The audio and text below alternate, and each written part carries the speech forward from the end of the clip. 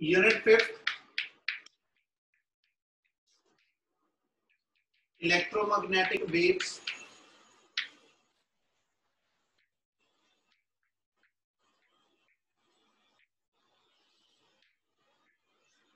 Start करिए ते इनू स्टार्ट अपना। हाँ जी, आवाज क्लियर आ रही है? Yes, sir. Yes, sir. ते पिक्चर क्लियर है? Yes, sir.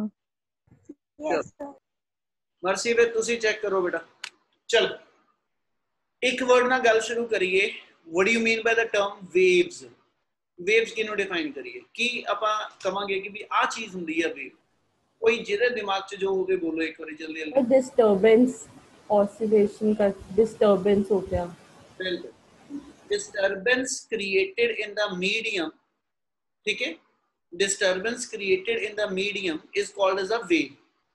मैं बोलदा पिया, ठीक है जी, तुहाडे तक साउंड सिग्नल पहुंचदे आ ते इहदा मतलब की होया कि भी मेरे बोलन ते, ठीक है जी, मेरे जिहड़े वोकल कॉर्ड आ वो वाइब्रेट करना शुरू होया, कुछ मैकेनिकल वाइब्रेशन बनिया, ऑडियो बॉक्स ने, ठीक है, वॉइस बॉक्स ने उन्होंने ऑडियो सिग्नल च कन्वर्ट किया, ऑडियो सिग्नल एयर दे विचों प्रोपेगेट करके मेरी मैकबुक दे कहना जी ऐसा च उन्होंने चले गए electrical components no, electrical component ने उन्होंने इलैक्ट्रिकल सिग्नल च कन्वर्ट किया, इलैक्ट्रिकल सिग्नल मुड़ के जिहड़ा इहदा वायरलैस एंटीना वा, ठीक है जी, उन्हें इनू इलैक्ट्रोमैग्नेटिक वेव्स बनाता।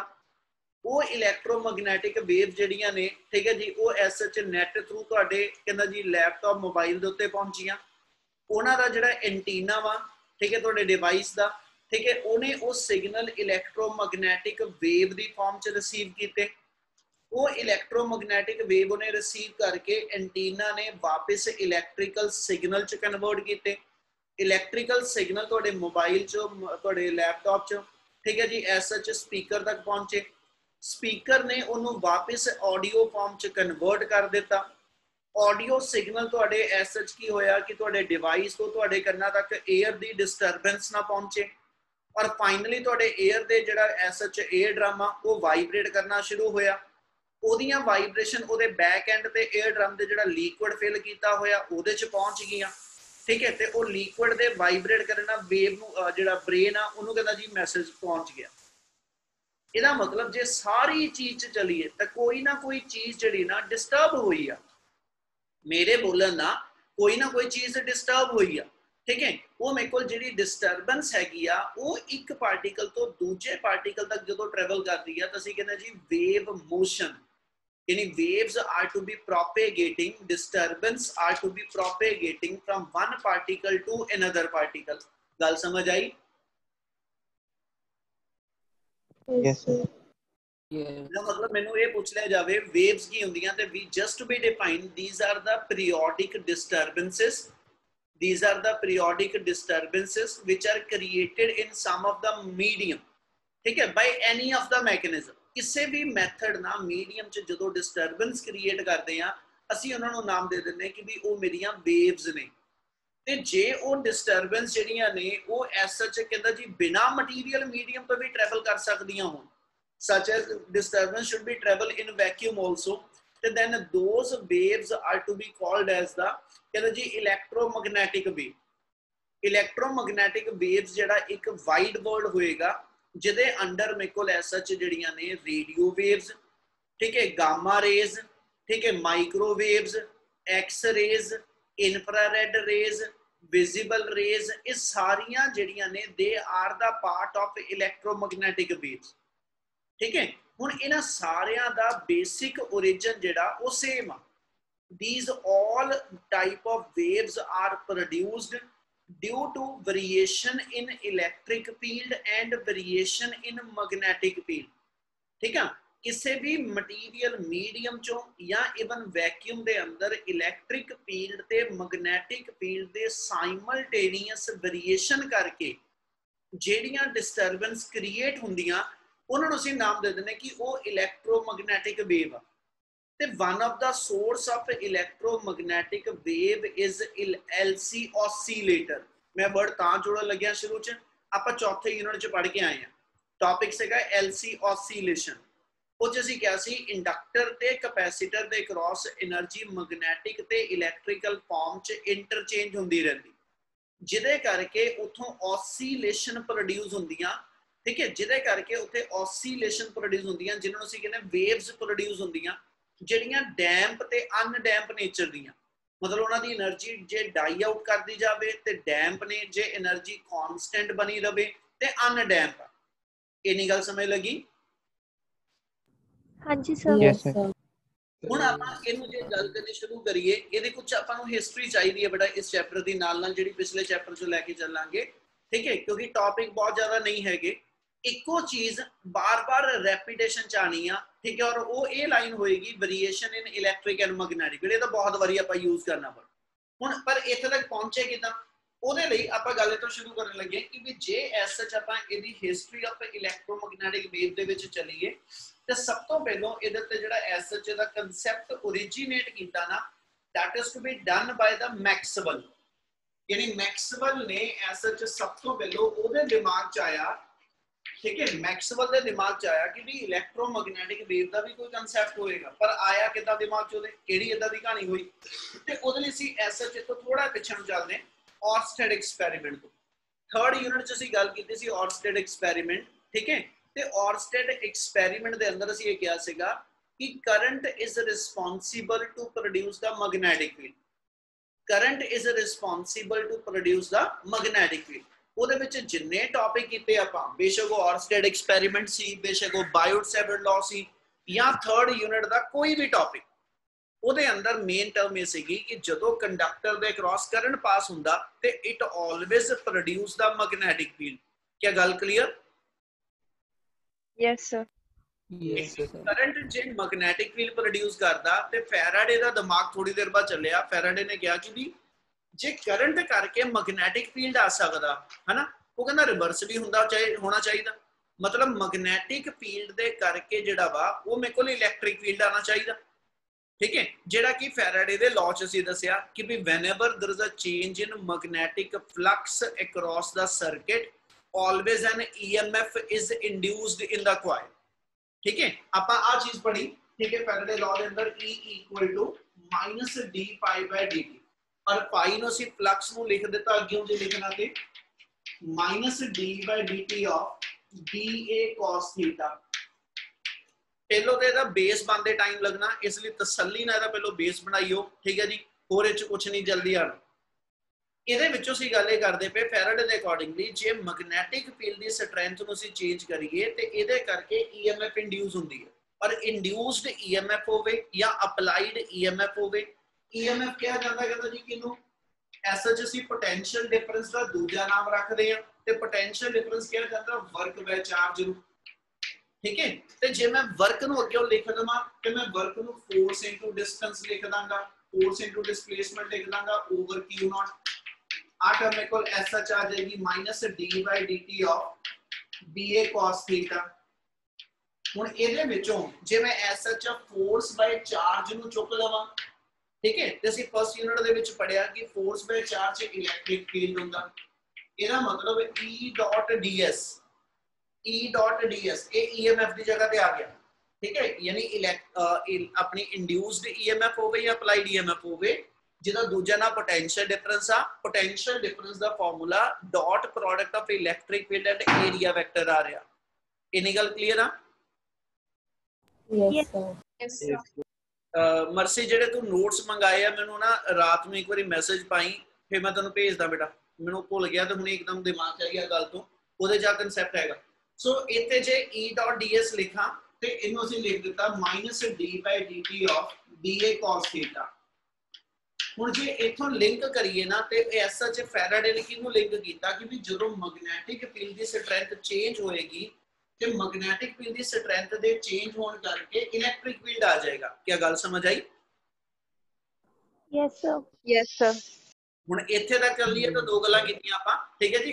ਜੇ ਐਸਐਚ ਔਰਸਟੈਡ ਜਾਂ ਉਹਦੇ ਰਿਲੇਟਡ ਐਕਸਪੈਰੀਮੈਂਟ ਲਈਏ ਤਾਂ ਅਸੀਂ ਇਹ ਕਿਹਾ ਕਿ current is responsible to produce the magnetic field. Current ਦਾ ਮਤਲਬ ਆ ਇਲੈਕਟ੍ਰਿਕ ਫੀਲਡ, ਕਿਉਂਕਿ ਕਰੰਟ ਉਦੋਂ ਹੀ ਸਰਕਟ 'ਚ ਫਲੋ ਕਰਦਾ ਜਦੋਂ ਸਰਕਟ ਦੇ ਦੋ ਟਰਮੀਨਲ ਦੇ ਵਿੱਚ ਜਿਹੜਾ ਵਾ ਉਹ ਪੋਟੈਂਸ਼ੀਅਲ ਡਿਫਰੈਂਸ ਹੋਵੇ। ਤੇ ਪੋਟੈਂਸ਼ੀਅਲ ਡਿਫਰੈਂਸ ਦਾ ਦੂਜਾ ਨਾਮ ਅਸੀਂ ਹੁਣੇ ਦੱਸਦੇ ਹਟੇ ਇਲੈਕਟ੍ਰਿਕ ਫੀਲਡ ਆ। ਇਹਦਾ ਮਤਲਬ ਇਹ ਹੋ ਗਿਆ ਕਿ ਵੀ electric field will produce the magnetic field. ਤੇ ਹੁਣ ਜੇ ਕਹੀਏ ਤਾਂ ਅਸੀਂ ਇਹ ਕਹਿ ਰਹੇ ਮੈਗਨੈਟਿਕ ਫੀਲਡ ਦੀ ਚੇਂਜ ਕਰਕੇ, ਮੈਗਨੈਟਿਕ ਫੀਲਡ ਦੀ ਚੇਂਜ ਕਰਕੇ ਸਰਕਟ ਦੇ ਅੰਦਰ ਇਲੈਕਟ੍ਰਿਕ ਫੀਲਡ ਬਣਦਾ। ਤੇ ਫਿਰ ਜਦੋਂ ਗੱਲ ਆਈ ਮੈਕਸਵੈਲ ਦੀ, ਮੈਕਸਵੈਲ ਨੇ ਕਿਹਾ ਕਿ ਵੀ ਜੇਕਰ ਐਸਾ ਚ ਮੈਗਨੈਟਿਕ ਫੀਲਡ ਦੀ ਚੇਂਜ ਕਰਕੇ ਇਲੈਕਟ੍ਰਿਕ ਫੀਲਡ ਆ ਸਕਦਾ, ਤੇ ਉਹ ਕਹਿੰਦਾ ਇਲੈਕਟ੍ਰਿਕ ਫੀਲਡ ਦੀ ਚੇਂਜ ਕਰਕੇ ਮੈਗਨੈਟਿਕ ਫੀਲਡ ਵੀ ਆ ਸਕਦਾ। Yes, sir.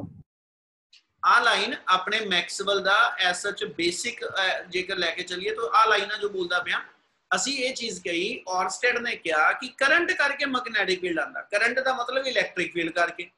ਇਲੈਕਟ੍ਰਿਕ ਫੀਲਡ ਜੇ ਕਿਤੇ ਹੈਗਾ ਤਾਂ ਉਹ ਕਹਿੰਦਾ ਜੇ ਉਸ ਨਾਲ ਤੇ ਮੈਗਨੈਟਿਕ ਫੀਲਡ ਬਣ ਜਾਂਦਾ। ਤੇ ਦੂਜੇ ਪਾਸੇ ਅਸੀਂ ਇਹ ਫਾਈਂਡ ਆਊਟ ਕੀਤਾ ਮੈਗਨੈਟਿਕ ਫੀਲਡ ਦੀ ਚੇਂਜ ਹੋਵੇ ਤੇ ਫਿਰ ਇਲੈਕਟ੍ਰਿਕ ਫੀਲਡ ਆਂਦਾ।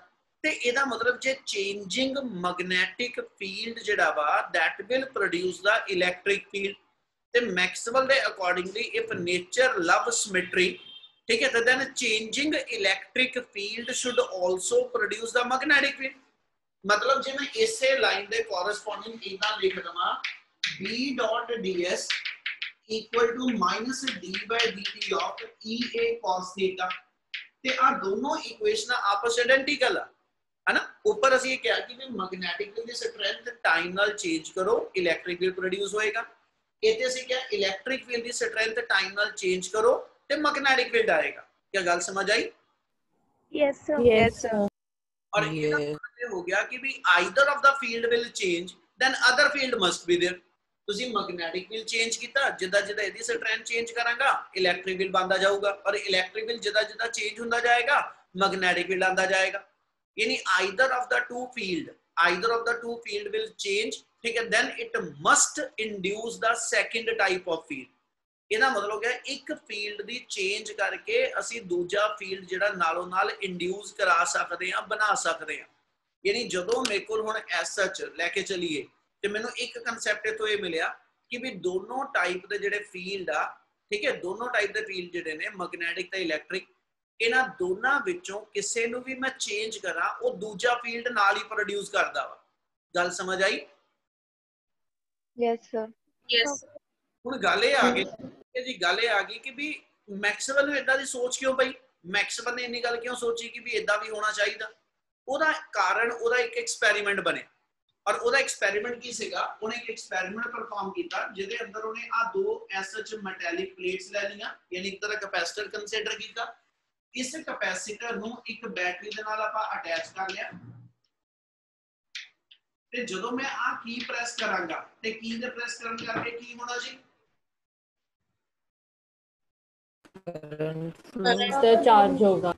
ਜਦੋਂ ਪੁੱਤ ਕਰੰਟ ਫਲੋ ਕਰਦਾ ਪਿਆ ਤੇ ਅਸੀਂ ਇਹ ਚੀਜ਼ ਪੜ੍ਹੀ ਆ ਕਿ ਕੈਪੈਸਿਟਰ ਦੇ ਪਲੇਟਸ ਦੇ ਅਕ੍ਰੋਸ ਜਦੋਂ ਕਰੰਟ ਫਲੋ ਕਰਦਾ ਤਾਂ ਕੈਪੈਸਿਟਰ ਚਾਰਜ ਹੋਣਾ ਸ਼ੁਰੂ ਹੋ ਜਾਂਦਾ। ਹੁਣ ਜੇ ਕੈਪੈਸਿਟਰ ਮੇਰਾ ਚਾਰਜ ਹੋ ਰਿਹਾ ਤੇ ਮਤਲਬ ਆ ਕੈਪੈਸਿਟਰ ਦੀ ਪਲੇਟਸ ਦੇ ਉੱਤੇ ਮੇਰੇ ਕੋਲ ਇੱਥੇ ਚਾਰਜ ਬਿਲਡ ਅਪ ਹੋ ਰਿਹਾ ਹੈ ਨਾ, ਤੇ ਇਹਨਾਂ ਚਾਰजेस ਦੇ ਕਰਕੇ ਅਸੀਂ ਇਹ ਤਾਂ ਜ਼ਰੂਰ ਕਵਾਂਗੇ ਕਿ ਵੀ ਇਹਨਾਂ ਚਾਰजेस ਕਰਕੇ ਆ ਰੀਜਨ ਦੇ ਅੰਦਰ ਇਲੈਕਟ੍ਰਿਕ ਫੀਲਡ ਡਿਵੈਲਪ ਹੋ ਗਿਆ। ठीक है, इस रीजन के अंदर इलेक्ट्रिक फील्ड बिल्टअप हो गया क्योंकि इलेक्ट्रिक फील्ड किन्हों कहने V/D, इलेक्ट्रिक फील्ड लिखा था किन्हों कहने V/D।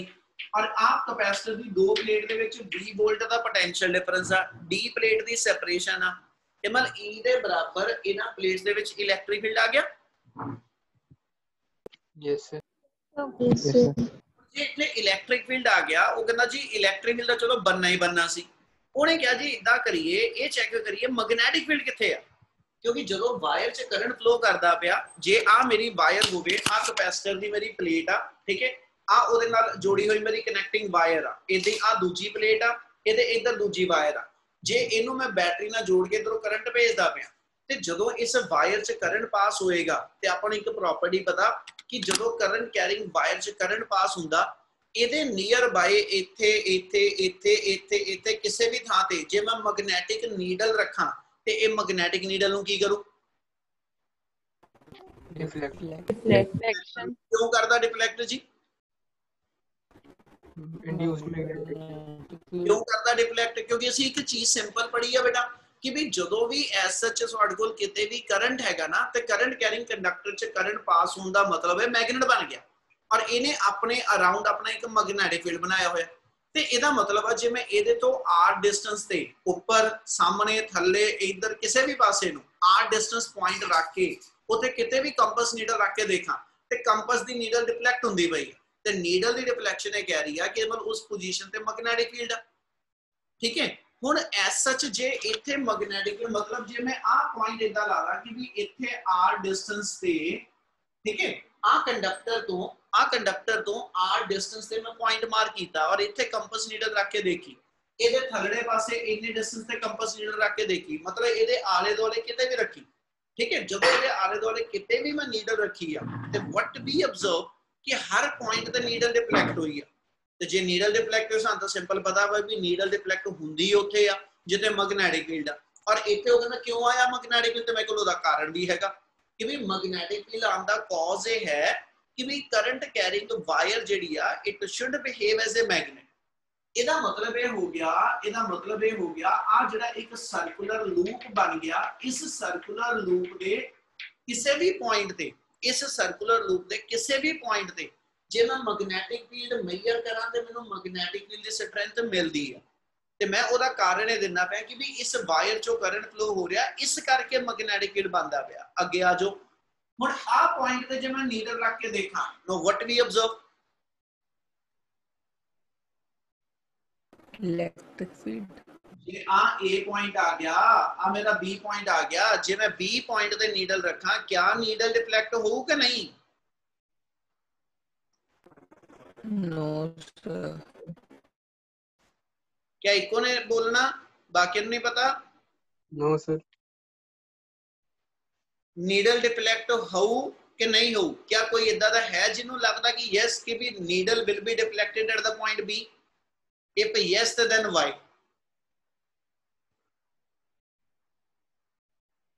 चलो कोई नहीं हैगा यानी ठीक है जी। हुण मैनूं ये दसो नीडल क्यों नहीं डिफ्लेक्ट होगी इस थां ते?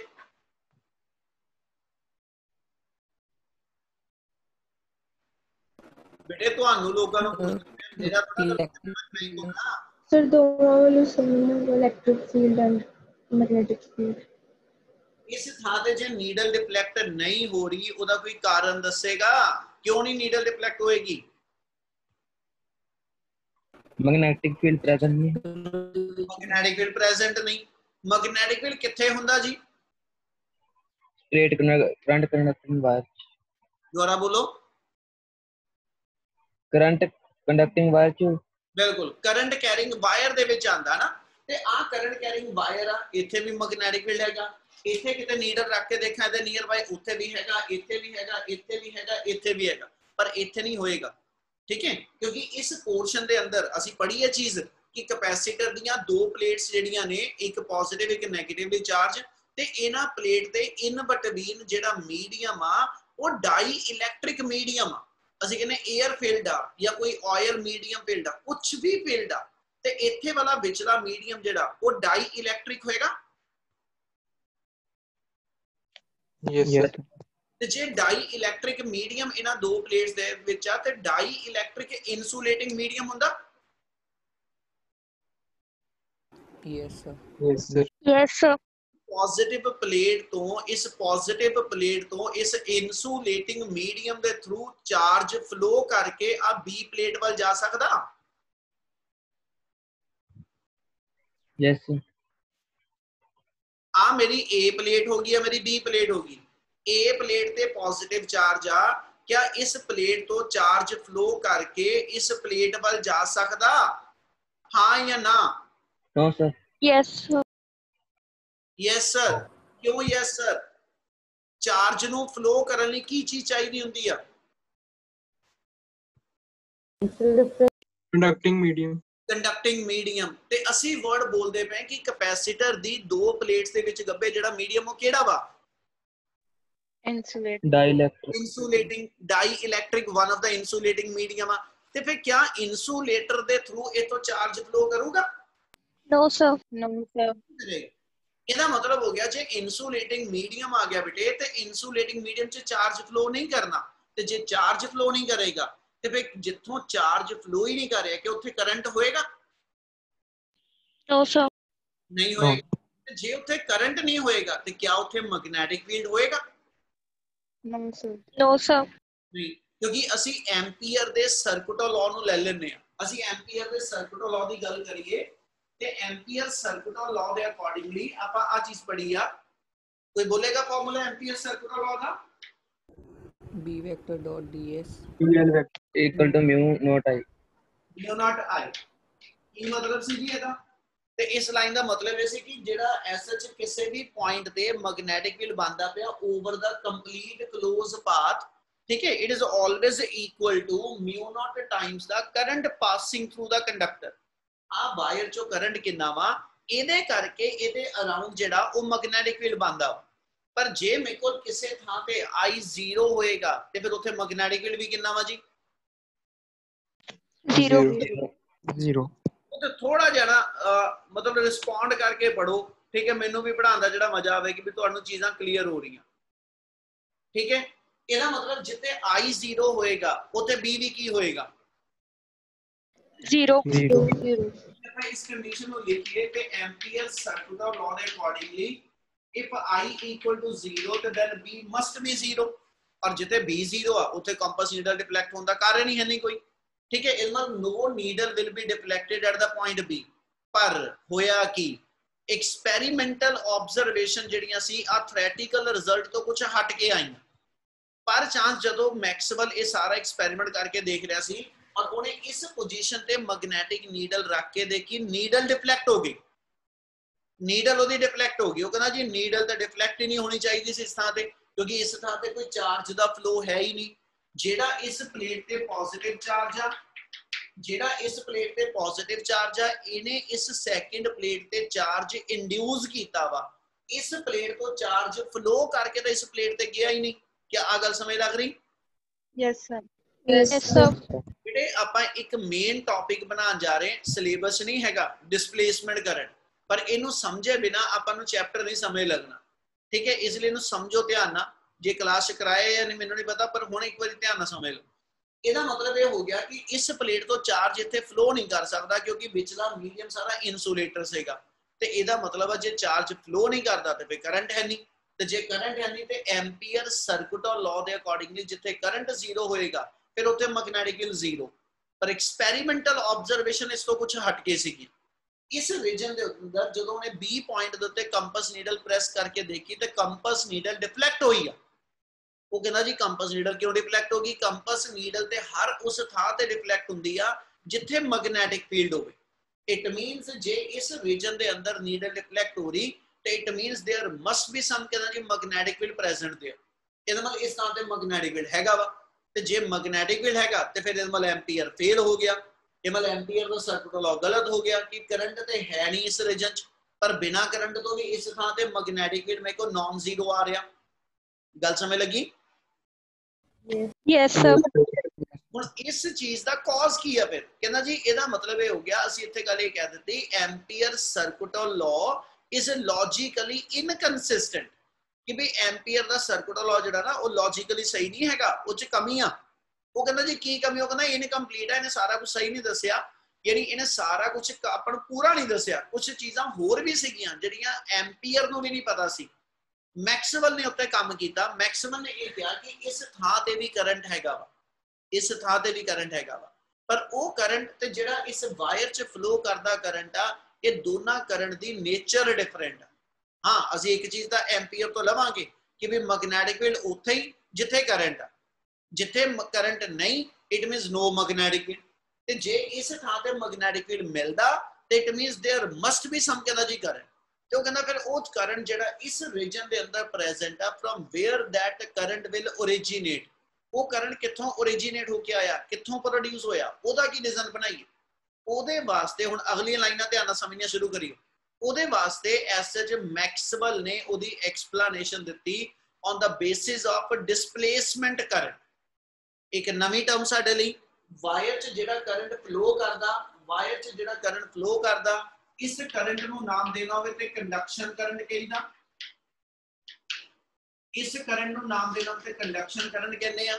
ਔਰ ਜਿਹੜਾ ਕਰੰਟ ਆ ਗੈਪ ਦੇ ਅਕ੍ਰੋਸ ਬਣਦਾ, ਇਹਨੂੰ ਉਹਨੇ ਨਾਮ ਦੇ ਦਿੱਤਾ this current is to be called as a displacement current.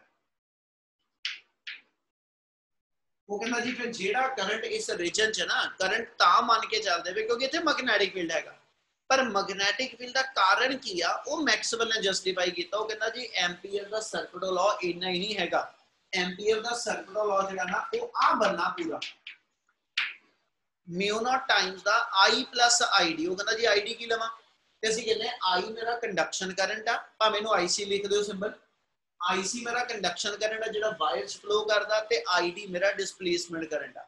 वो कहंदा आई सी कंडक्शन करंट दे बनन दा कारण rate of flow of charge आ कंडक्शन करंट दे वायर च बनन दा कारण rate of flow of charge आ पर इत्थे क्योंकि चार्ज दा कोई फ्लो नहीं ते मतलब इत्थे करंट दा ओरिजिन कुछ होर हैगा। हुण की ओरिजिन आ ओदी गल शुरू करन जा रहे हां। इस तो पहलों कोई डाउट आ ते एक बार मैनूं दस दिओ।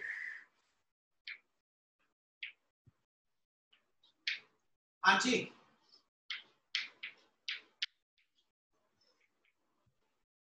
कोई न्याणे हो क्या कोई डाउट है इत्थे तक जो दसदा पिया कि क्लियर हो रहा? Clear है सब। क्लियर है सर। इस तो आगे शुरू कर रहे हैं। एमन जब वायर च करंट फ्लो कीता ते ਅਸੀਂ क्या initially when you switch on the device ठीक है जी जिद्दां ही ਤੁਸੀਂ डिवाइस ਨੂੰ स्विच ऑन ਕੀਤਾ कैपेसिटर ਦੀ प्रॉपर्टी ਹੈ ਉਹਦਾ करंट ਉਹਦਾ चार्ज एकदम ਤਾਂ मैक्सिमम ਹੁੰਦਾ ਨਹੀਂ। Capacitor take some time to grow the charge from 0 to maximum. क्यों?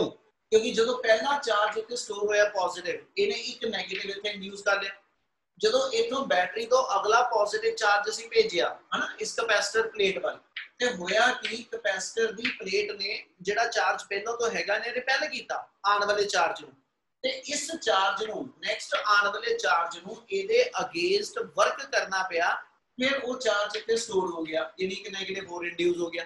ਹੁਣ ਜਿੱਦਾਂ ਜਿੱਦਾਂ ਅਗਲਾ ਚਾਰਜ ਆਉਂਦਾ ਜਾਊਗਾ ਆ ਜਿਹੜੇ ਪਿਛਲੇ ਪ੍ਰੈਜ਼ੈਂਟ ਚਾਰजेस ਨੇ ਇਹਨਾਂ ਚਾਰजेस ਦੇ ਅਗੇਂਸਟ नेक्स्ट आने वाले चार्ज नु वर्क करना पऊ। Yes sir. Yes. बेटे मैं बार-बार कह रहा मैं जिन्नी के डेप्थ ਤੁਹਾਨੂੰ ਲੈ ਕੇ ਜਾ ਸਕਦਾ ਇਸ ਟੌਪਿਕ ਲਈ ਲੈ ਕੇ ਜਾ ਰਿਹਾ ਪਰ ਸਮਝਿਓ ਧਿਆਨ ਨਾਲ ਤੇ ਧਿਆਨ ਨਾ ਤੋੜਿਓ ਠੀਕ ਹੈ ਜੀ। ਟੌਪਿਕ ਇਸ ਵੇ ਦਾ ਹੈਗਾ ਤੁਹਾਡਾ।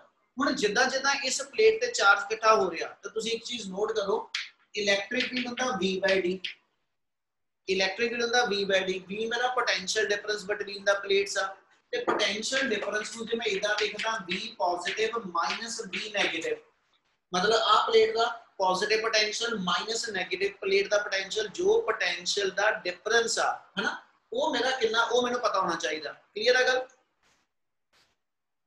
Yes sir. Yes sir. ਔਰ ਪੋਟੈਂਸ਼ੀਅਲ ਡਿਫਰੈਂਸ ਜਿਹੜਾ ਉਹ ਹੁੰਦਾ ਜੀ KQ/R। ਇਹਦਾ ਮਤਲਬ ਜਿੱਦਾਂ ਜਿੱਦਾਂ ਮੇਰੀ ਪਲੇਟਸ ਦੇ ਚਾਰਜ ਦੀ ਅਮਾਉਂਟ ਵੱਧਦੀ ਜਾ ਰਹੀ ਆ ਤੇ ਇਹਦਾ ਮਤਲਬ ਇਹਨਾਂ ਪਲੇਟਸ ਦਾ ਪੋਟੈਂਸ਼ੀਅਲ ਜਿਹੜਾ ਵਾ ਉਹ ਵੀ ਇਨਕਰੀਜ਼ ਕਰਦਾ ਜਾਊ। Yes sir. ਜਿੱਦਾਂ ਜਿੱਦਾਂ ਆ ਮੇਰੇ ਕੋਲ Q ਕੂਲਮ ਚਾਰਜ ਦੀ ਅਮਾਉਂਟ ਇੱਥੇ ਵਧੀ ਜਾ ਰਹੀ ਆ ਚਾਰਜ ਦੀ ਅਮਾਉਂਟ ਦੇ ਵਧਣ ਕਰਕੇ ਇਹਨਾਂ ਪਲੇਟਸ ਦੇ ਵਿੱਚ ਜਿਹੜਾ ਪੋਟੈਂਸ਼ੀਅਲ ਦਾ ਡਿਫਰੈਂਸ ਆ ਉਹ ਵੱਧਦਾ ਜਾਊ।